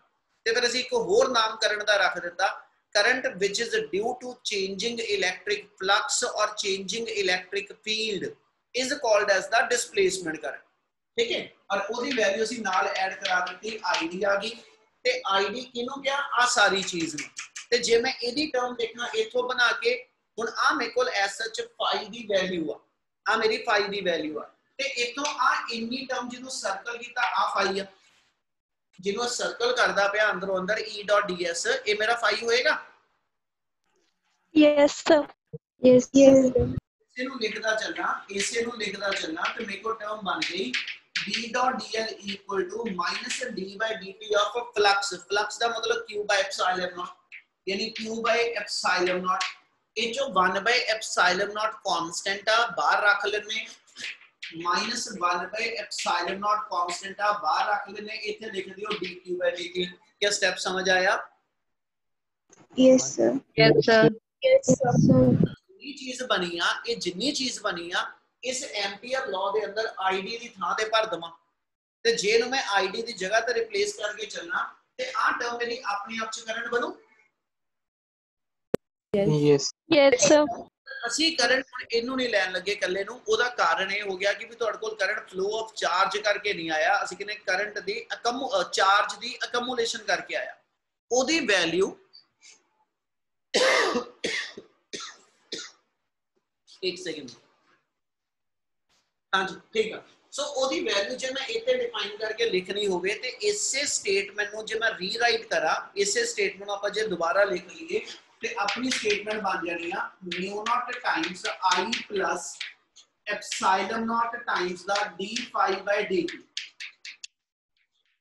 यानी आ जिन्नी टर्म लिखदा पिया epsilon naught times the d phi by dt, यानी rate of change of flux ਦੀ ਜਿੰਨੀ ਵੈਲਿਊ ਹੋਏਗੀ ਇਹ ਜਿਹੜਾ ਕਰੰਟ ਬਣਾਏਗੀ ਉਹਨੂੰ ਅਸੀਂ ਨਾਮ ਦੇ ਦਾਂਗੇ ਉਹ ਡਿਸਪਲੇਸਮੈਂਟ ਕਰੰਟ ਆ। क्या सारी गल समझ आई? Yes, sir. Yes, sir. तो लाइन रिपीट करियो। तक करदा हटिया, ठीक है जी। मैं उन्होंने जल्दी जल्दी एक बार कंक्लूड करने लग्या। असी ये चीज पढ़ी आ कि भी as such Ampere circular law के अकॉर्डिंगली मैग्नेटिक फील्ड उत्थे ही हुंदा जिथे करंट होवे, ठीक है। पर मैक्सवेल ने ये चीज नू बेस बनाया कि भी जे मैग्नेटिक फील्ड जिहड़ा वा है ना वो करंट करके बनदा, ते फैराडे ने बेस इस लाइन नू बनाया कि भी मैग्नेटिक फील्ड दी चेंज करके, मैग्नेटिक फील्ड दी चेंज करके टाइम ना तुसी इलैक्ट्रिक फील्ड बना सकते हो। ते मैक्सवेल ने कहा कि भी फिर इहदा पुठा भी जरूर होएगा, इलैक्ट्रिक फील्ड दी चेंज करके जिथे मैग्नेटिक लिखिया उत्थे असीं कहने इलैक्ट्रिक फील्ड दी चेंज करके वो कहना मैग्नेटिक फील्ड भी फिर जरूर आंदा, ठीक है। ਉਹਨੂੰ ਉਹਨੇ ਐਸ ਸੱਚ ਫਿਰ ਜਿਹੜਾ ਵਾ ਇਸ ਐਕਸਪੈਰੀਮੈਂਟਲ ਵੈਰੀਫਿਕੇਸ਼ਨ ਦੇ ਨਾਲ ਜਸਟੀਫਾਈ ਕੀਤਾ ਹੋਇਆ ਕਿ ਵੀ ਜਦੋਂ ਇਸ ਪਲੇਟਸ ਦੇ ਅਕ੍ਰੋਸ ਇਲੈਕਟ੍ਰਿਕ ਫੀਲਡ ਚੇਂਜ ਕਰਾਉਂਦੇ ਆ ਤੇ ਇੱਥੇ ਵੀ ਮੈਗਨੈਟਿਕ ਫੀਲਡ ਡਿਟੈਕਟ ਹੁੰਦਾ ਵਾ, ਤੇ ਇਹਦਾ ਮਤਲਬ ਹੋ ਗਿਆ ਇਲੈਕਟ੍ਰਿਕ ਫੀਲਡ ਦੀ ਚੇਂਜ ਵੀ ਮੈਗਨੈਟਿਕ ਫੀਲਡ ਬਣਾਉਂਦੀ ਆ ਤੇ ਵਾਇਰ 'ਚ ਫਲੋ ਕਰਨ ਵਾਲਾ ਕਰੰਟ ਵੀ ਮੈਗਨੈਟਿਕ ਫੀਲਡ ਬਣਾਉਂਦਾ। ਤੇ ਦੋਨਾਂ ਟਰਮਸ ਨੂੰ ਕੰਬਾਈਨ ਕਰਕੇ ਅਸੀਂ ਇਹ ਕਿਹਾ ਫਿਰ ਐਂਪੀਅਰ ਸਰਕੂਟਲ ਲਾਅ ਜਿਹੜਾ, ਠੀਕ ਹੈ, ਉਹਦੀ ਇੱਕ ਮੋਡੀਫਾਈਡ ਫਾਰਮ ਬਣ ਗਈ ਜਿਹਨੂੰ ਮੈਕਸਵੈਲ ਐਂਪੀਅਰ ਲਾਅ ਕਹਿ ਦਾਂਗੇ। ਜੇ ਮੈਂ ਮਿਊ ਨਾਟ ਇਨਟੂ I ਤੱਕ ਪੜਾਂ ਤੇ ਇਹ ਮੇਰਾ ਐਂਪੀਅਰ ਸਰਕੂਟਲ ਲਾਅ ਆ, ਪਰ ਜਦੋਂ ਡਿਸਪਲੇਸਮੈਂਟ ਕਰਨ ਦਾ ਕਨਸੈਪਟ ਜੋੜ ਦਾਂਗੇ ਤੇ this is called as a modified form of ਕਹਿੰਦਾ ਜੀ ਐਂਪੀਅਰ ਲਾਅ। ਔਰ ਐਂਪੀਅਰ ਲਾਅ ਦੀ ਮੋਡੀਫਾਈਡ ਫਾਰਮ ਨੂੰ ਅਸੀਂ ਐਂਪੀਅਰ ਮੈਕਸਵੈਲ ਲਾਅ ਕਹਿ ਦਿੰਦੇ ਹਾਂ, ठीक है, क्योंकि मैक्सवेल ने एम्पियर लॉ नु क्या सी कि लॉजिकली इनकंसिस्टेंट आ, एक कंसिस्टेंसी नहीं दिखा रहा, ते इन्हें अपनी टर्म ऐड करा के एम्पियर सर्कुलर लॉ नु लॉजिकली कंसिस्टेंट बना दिता। गल समझ आई? Yes, sir. Yes, sir. चल ਇਹਦੇ ਨਾਲ ਹੀ ਆਪਾਂ ਟਰਮ ਹੁਣ ਜਿਹੜੀ ਜੋੜਨ ਲੱਗੇ ਸਮਝੀ ਚੱਲਿਓ। जे इस मूवमेंट ते मैं ये गल करा कि भी मैं एक नीडल किते प्रेस करा मैग्नेटिक फील्ड आया है ना, ਅਸੀਂ ਉਹਦਾ ਕਾਰਨ ਇਹ ਦੇ ਦਿੱਤਾ ਕਿ ਵੀ ਵਾਇਰ ਚੋਂ ਚਾਰਜ ਫਲੋ ਕੀਤਾ, ਯਾਨੀ ਇਸ ਥਾਂ ਤੇ ਚਾਰਜ ਫਲੋ ਕੀਤਾ। ਉਹ ਕਹਿੰਦਾ ਇੱਥੇ ਤੱਕ ਤੇ ਚਾਰਜ ਫਲੋ ਕੀਤਾ, ਉਸ ਤੋਂ ਬਾਅਦ ਇੱਥੇ ਮੈਂ ਕਿਤੇ ਐਸਐਚ ਦੇਖਾਂ ਐਮੀਟਰ ਲਾ ਕੇ ਇੱਥੇ ਵੀ ਕਰੰਟ ਆ, ਇਹਦਾ ਮਤਲਬ ਹੋ ਗਿਆ ਆ ਪਲੇਟ ਤੋਂ ਬਾਹਰ ਨਿਕਲਦੇ ਸਾਰੀ ਫੇਰ ਚਾਰਜ ਦਾ ਫਲੋ ਮਿਲਿਆ, ਠੀਕ ਹੈ। वो कहना आ थां पे चार्ज दा फ्लो ते है ही नहीं, इस रीजन दे अंदर चार्ज दा नहीं फ्लो हैगा ना, क्योंकि चार्ज फ्लो नहीं कर रहा, इंसुलेटिंग मीडियम आ। वो कहना पर जेड़ा इस मूवमेंट ते मेरे कोल इस थां ते मैग्नेटिक फील्ड दी स्ट्रेंथ होएगी ते जेड़ी मैग्नेटिक फील्ड दी स्ट्रेंथ इत्थे किते होएगी वो बराबर आ। ते जे बराबर आ ते एदा मतलब ये हो गया कि जेड़ा इना वायर चो फ्लो करने वाला कंडक्शन करंट आ ते जेड़ा आ कैपेसिटर दी प्लेट दे अक्रॉस डिस्प्लेसमेंट करंट आ, ये दोनों दे दोनों करंट जेड़े ने मैग्नीट्यूड वाइज आपस में इक्वल ने। क्यों? जे मैं आ कह दवां कि भाई आईडी है नहीं ते मैं मैग्नेटिक फील्ड दी स्ट्रेंथ इत्थे मेजर करनी होवे ते जिन्नी मैग्नेटिक फील्ड इत्थे मिलेगी, जदों मैं आ कैपेसिटर दी प्लेट्स दे अक्रॉस लभांगा ते उस थां ते आ आई दी थां ते आईडी होएगा ते इत्थे भी मैग्नेटिक फील्ड दी स्ट्रेंथ सेम होनी आएगी जिन्नी मेरे कोल आ रीजन च सीगी। ਇਹਦਾ मतलब जे दोनों थावां ते मैग्नेटिक फील्ड दी स्ट्रेंथ सेम आ ते ਇਹਦਾ मतलब कंडक्शन करंट ते डिस्प्लेसमेंट करंट दी स्ट्रेंथ वाइज ਜਿਹੜੇ आपस ਵਿੱਚ ਜਿਹੜੇ ਉਹ ਕਹਿੰਦਾ ਜੀ सेम। इस लाइन ਨੂੰ ਫਿਰ ਅਸੀਂ ਇਦਾਂ ਜੋੜ ਦਿੰਨੇ, ਟੌਪਿਕ ਦਾ ਨਾਮ ਜੁੜ ਜਾਂਦਾ continuity of current. Continuity of current ਇਹੀ ਚੀਜ਼ ਡਿਫਾਈਨ ਕਰਦੀ ਆ ਕਿ ਜਿਹੜੇ ਰੀਜਨ ਦੇ ਅੰਦਰ ਮੇਰੇ ਕੋਲ ਕੰਡਕਸ਼ਨ ਕਰੰਟ ਆ ਉੱਥੇ डिस्प्लेसमेंट करंट है नहीं ਤਾਂ मैग्नेटिक फील्ड बनदा, और ਜਿਹੜੇ ਰੀਜਨ ਦੇ ਅੰਦਰ ਮੇਰੇ ਕੋਲ डिस्प्लेसमेंट करंट आ ਉੱਥੇ कंडक्शन करंट जीरो है ਤਾਂ ਉਹਨਾਂ ਹੀ मैग्नेटिक फील्ड बनांदा। ऑल्दो दोनों दे दोनों करंट अपने आप दे विच डिसकंटीन्यूअस नेचर दे, ठीक है, दोनों दे दोनों करंट आपस डिसकंटीन्यूअस नेचर दे, पर दोनों करंट मिलके जेड़ा वा वो करंट दी कंटीन्यूटी बनांदे आ। ये मैं लाइन किद्दां बोली, ओदा कारण आवा ਇਹਦੇ पॉजिटिव तो ਜਦੋਂ करंट ਚੱਲਿਆ चार्ज ਚੱਲਿਆ ਇੱਥੇ चार्ज जाके रुक गया क्योंकि इस तो अगे चार्ज ਦਾ फ्लो नहीं आना, ਇਹਦਾ मतलब इधरों ਚੱਲਿਆ ਹੋਇਆ चार्ज ਇੱਥੇ रुक गया, ठीक है। इदां ही इथों जेड़ा चार्ज सीगा वो अगे फिर तुर पिया, कहंदा भाई इथों लैके इत्थे तक वो चार्ज किद्दां गया, क्या फ्लो करके गया? ਅਸੀਂ ਕਹਿੰਦੇ फ्लो ਤਾਂ करदा नहीं। ਇਹਦਾ मतलब ये चीज हुई जे चार्ज फ्लो नहीं कर रहा पर चार्ज इंड्यूस ते हुंदा पिया, ਇਹਦਾ मतलब इस कैपेसिटर दी पॉजिटिव प्लेट ने आ प्लेट दे इंटीरियर दे अंदर, यानी जे आ मेरी प्लेट आ ਇਹਦੇ आ नियर फेस दे उत्ते ਇਹਨੇ ਆਪਣੇ ਇੱਥੇ नेगेटिव चार्ज ਤੇ ਆ बैक साइड ਤੇ पॉजिटिव चार्ज इंड्यूस कर लिया ਤੇ ਜਿਹੜਾ ਆ बैक ਤੇ पॉजिटिव चार्ज आया ਇਹ पॉजिटिव चार्ज इथों फ्लो करके आ बैटरी ਦੇ नेगेटिव ਨੂੰ चला गया। ਇਹਦਾ मतलब ਇਹ ਹੋਇਆ ਕਿ ਇਥੋਂ ਜਿਹੜਾ ਚਾਰਜ ਪਹੁੰਚਿਆ ਸੀ ਨਾ ਉਹੀ ਚਾਰਜ ਅੱਗੇ ਨਹੀਂ ਗਿਆ, ਇਹਨੇ ਆਪਣੇ ਬਰਾਬਰ ਦਾ ਚਾਰਜ ਤੇ ਇੰਡਿਊਸ ਕਰਾ ਕੇ ਖੜਾ ਕਰ ਲਿਆ ਜਿਹਦੇ ਕਰਕੇ ਇੱਕ ਪੋਜ਼ਿਟਿਵ ਚਾਰਜ ਬਰਾਬਰ ਦੀ ਸਟਰੈਂਥ ਦਾ ਇੱਥੇ ਵੀ ਕ੍ਰੀਏਟ ਹੋ ਗਿਆ ਤੇ ਉਹ ਚਾਰਜ ਅੱਗੇ ਗਿਆ, ਠੀਕ ਹੈ। ਔਰ ਜਿਹੜਾ ਆ ਰੀਜਨ ਸੀਗਾ ਇਥੋਂ ਚਾਰਜ ਦਾ ਕੋਈ ਫਲੋ ਨਹੀਂ ਸੀਗਾ, हाँ पर डिस्प्लेसमेंट करंट ने चार्ज दी स्ट्रेंथ उन्नी मेंटेन करके अगे फड़ाई, ठीक है जी, जिन्ना उन्हें इत्थे चार्ज रोकिया सी। मैं इस चीज को समझाने लई एक एग्जांपल देना जिदा रिले रेस हुंदी आ, मान लो 4x100 दी रिले रेस आ, उच 4 बंदे खड़े ने, है ना। पहले बंदे ने 100 मीटर दौड़ के स्टिक दूजे ने फड़ाती, ठीक है जी, दूजे ने 100 मीटर दौड़ के तीजे ने चौथे ने फड़ाती, चौथे ने चक्कर कंप्लीट किया। चारां विचों किसी ने भी अपने आप दे अंदर, ठीक है, चारां विचों किसी ने भी अपने आप च सर्कल कंप्लीट नहीं किया, हाँ, पर चारां ने मिलके सर्कल कंप्लीट किया। It means all of the 4 person they make the discontinue path, but the discontinue path of all the 4 person when combine it makes the continuity of कहंदा जी path. In the similar way जेड़ा current a wire चो इथों flow करदा वो conduction current आ, ठीक है, इथों फिर conduction current आ ते आ विचले हिस्से च कंडक्शन करंट दा फ्लो ही है नहीं, पर वो कंडक्शन करंट दे बराबर डिस्प्लेसमेंट करंट जेड़ा वा वो करंट दी कंटिन्यूटी नु मेंटेन करदा। क्या आ चीज़ां समझ आईयां? Yes, sir. Yes,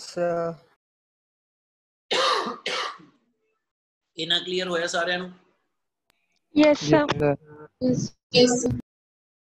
इत्थे पॉज दे रहा हजे, जे किसी